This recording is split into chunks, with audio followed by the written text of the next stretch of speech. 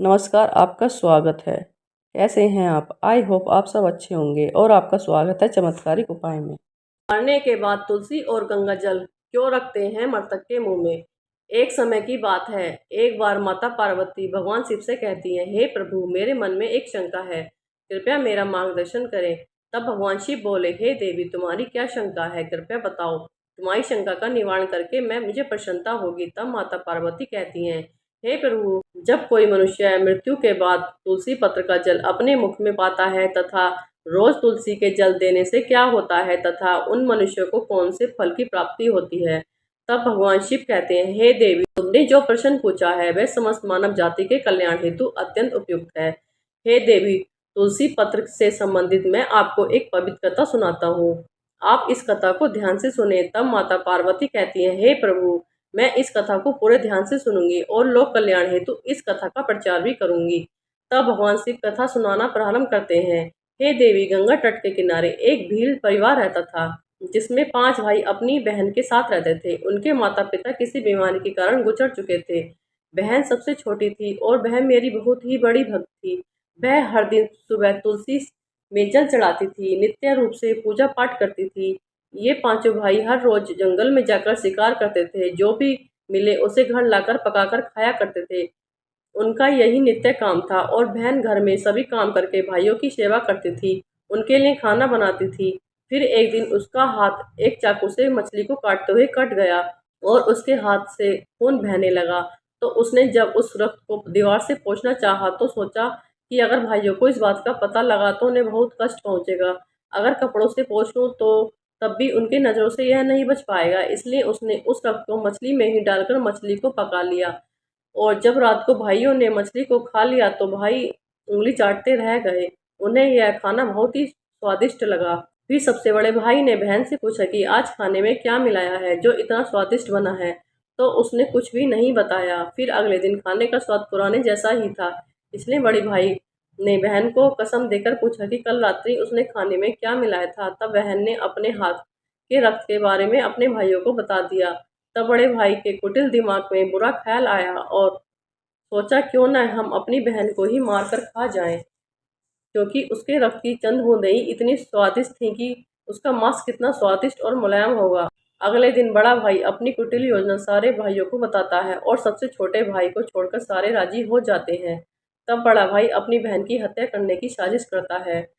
दूसरे दिन वे अपनी बहन की शादी कराने हेतु उसे दूसरे गांव में चलने के लिए मना लेते हैं। फिर वे सभी अपनी बहन को साथ रास्ते की एक छोटी सी गुफा में ले जाकर बांध देते हैं और उस पर बाणों से वार करना शुरू कर देते हैं। तब उस स्त्री के मन ही मन ईश्वर से प्रार्थना करते हुए कहती है, हे प्रभु, अब आप ही मेरी रक्षा करें। तब एक चमत्कार हो जाता है। सबसे बड़ा भाई बाण तो चलाता है लेकिन उसका निशाना चूक जाता है और बार बार प्रयास करने के बाद ही उसका निशाना बार बार चूक जाता है।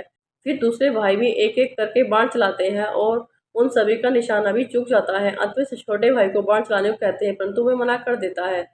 तब सभी भाई उसे ही जान से मारने की धमकी देते हैं। तो उनकी बहन स्वयं मुझसे विनती करती हुई बोली, हे प्रभु, अब आप मेरे छोटे भाई की रक्षा करें और मेरे प्राण ले लीजिए। ऐसा कहते ही सबसे छोटे भाई का बाण बिना निशाने के ही बहन के सीने को भेद जाता है। तब वह 4 भाई अपनी ही सगी बहन को काट कर पकाते हैं और आपस में परोसते हैं और अंत में सबसे छोटे भाई को उसका सिर खाने को देते हैं। वह अत्यंत दुखी होकर मन ही मन बहुत रोता है और उसने अपने कपड़ों से एक मछली का टुकड़ा छुपा कर रखा था। उसने एक मछली को ही खाने में मिलाकर खा लिया।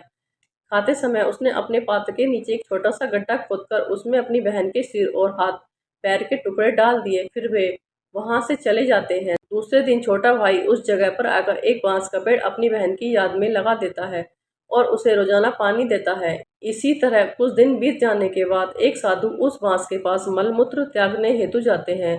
तो वहां से आवाज आती है, हे साधु महाराज, आप इस जगह पर मलमूत्र का त्याग न करें। तभी वह साधु आश्चर्य से एक बांस के टुकड़े को काटकर अपने साथ रखते हैं और उसकी एक बांसुरी बना लेते हैं। तब भी वह साधु बांसुरी बजाता तो उसमें से एक स्त्री की सुंदर गीत गाती हुई आवाज आती थी।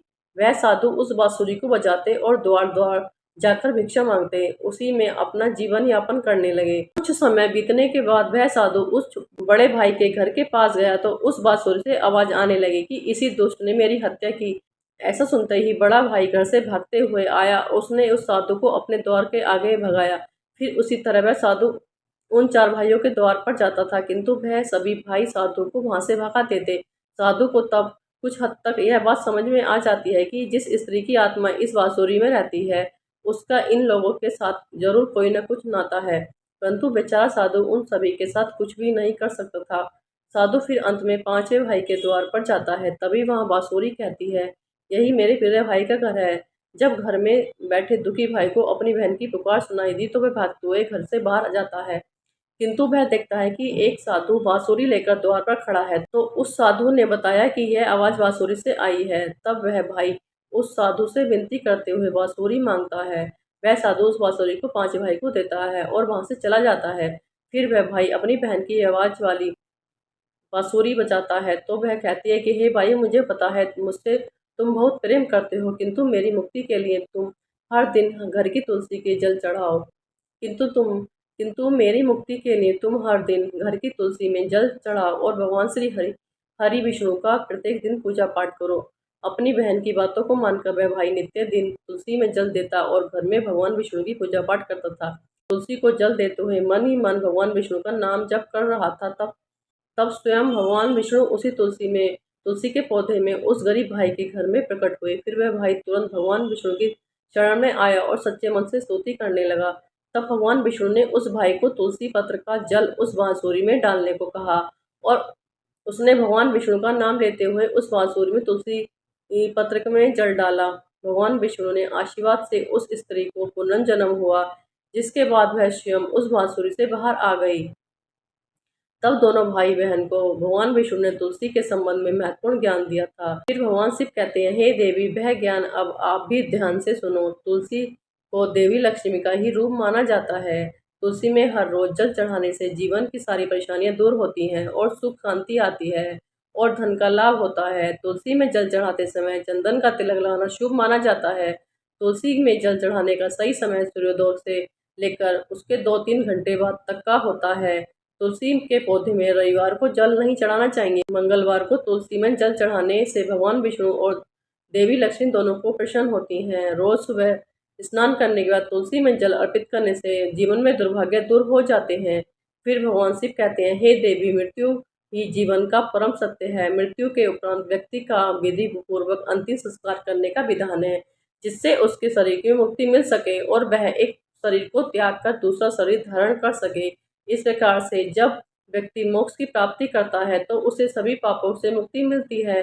मृत्यु के समय मुंह में गंगा जल डालना चाहिए, जिसका कारण है कि गंगा जल कभी खराब नहीं होता है और गंगा जल की कुछ बूंदें ही मृत्यु उपरांत व्यक्ति के लिए मोक्ष के द्वार खोल देती है। मृत्यु के समय व्यक्ति के मुख में गंगा जल डालने से उसे कई शारीरिक कष्टों से मुक्ति मिल जाती है और आसान मृत्यु मिलती है। यदि मृत्यु के समय व्यक्ति के मुंह में तुलसी की पत्तियां रखी जाती हैं तो मरने वाले व्यक्ति की आत्मा को भगवान विष्णु का आशीर्वाद प्राप्त होता है और संसार की मोह माया से मुक्ति मिलती है। वहीं शरीर के सारे कष्ट दूर हो जाते हैं और आत्मा सभी संबंधों से भी मुक्त हो जाती है। तुलसी के नाम से ही यमलोक में जो कष्ट देने वाले राक्षस हैं वे शांत हो जाते हैं और यह मार्ग आसान हो जाता है तथा मोक्ष मिलता है। इसलिए मोक्ष के लिए ही गंगा जल और तुलसी का सेवन मृत्यु के समय किया जाता है। तो दोस्तों, ये थी वो महत्वपूर्ण कारण जिसकी वजह से मृतक व्यक्ति के मुंह में तुलसी पत्र और गंगा जल डालने का विधान पुराने समय से बनाया गया है। आशा करते हैं कि आपको ये कथा अच्छी लगी होगी। अगर आपको ये वीडियो अच्छी लगी हो तो वीडियो को लाइक और चैनल को सब्सक्राइब करना ना भूलें दोस्तों। अगर आपको वीडियो से संबंधित कोई प्रश्न करना है तो आप कमेंट बॉक्स में कमेंट कर सकते हैं। राधे राधे दोस्तों।